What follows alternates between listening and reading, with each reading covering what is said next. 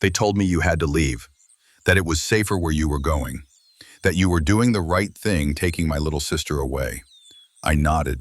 I didn't want to cry in front of Grandma.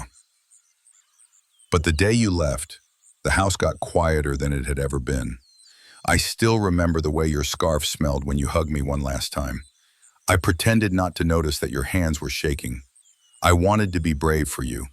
I wanted to show you that I'd be okay. But every night since then, I've been writing you letters in this old notebook.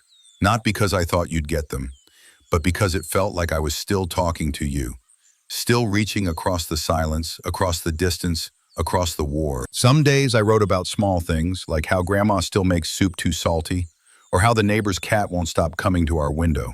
But other days I wrote about the sky, about the nights when the stars disappeared behind smoke. I wrote about the explosions, about the silence that follows them, the kind of silence that doesn't come from peace, but from something broken. I wrote about my fear, though I never wanted you to know that. And I wrote about you, about how your voice still echoes in my head whenever I feel like giving up, about how you used to sing to us when the lights went out.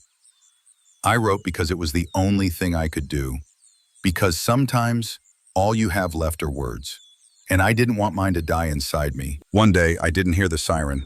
I just felt the ground shake. Grandma grabbed my hand. We hid under the stairs, but the walls kept groaning. Dust felt like snow. I thought that might be it, but it wasn't. We were lucky. Others weren't. That night, I wrote the longest letter of all. I told you everything I was too scared to say before. That I miss you more than I thought was possible. That I wish I had hugged you longer. That if something happens to me, I want you to know I was proud to be your son. That I was trying to be strong. That even though the world around me kept crumbling, I still believed that one day we'd sit together again. Maybe on the porch, maybe in silence, and that would be enough.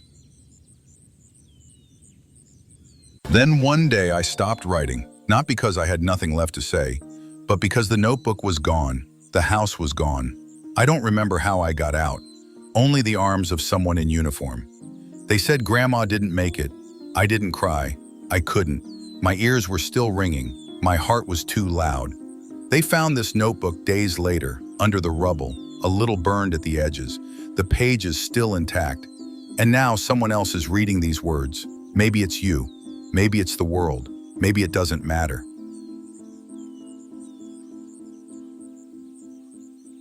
Because these letters were never just for you. They were for every mother who had to leave, for every child who had to stay, for everyone trying to hold on when everything is falling apart. So if you're listening to this, don't let this be just another sad story.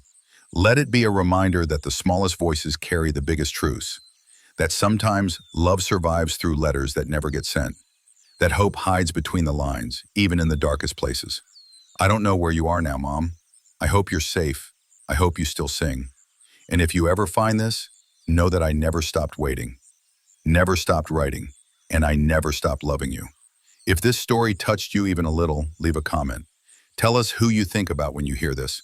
Like this video if you believe stories like this should be heard, and subscribe, not just for more stories, but to keep the voices alive. Because sometimes remembering is the most powerful thing we can do.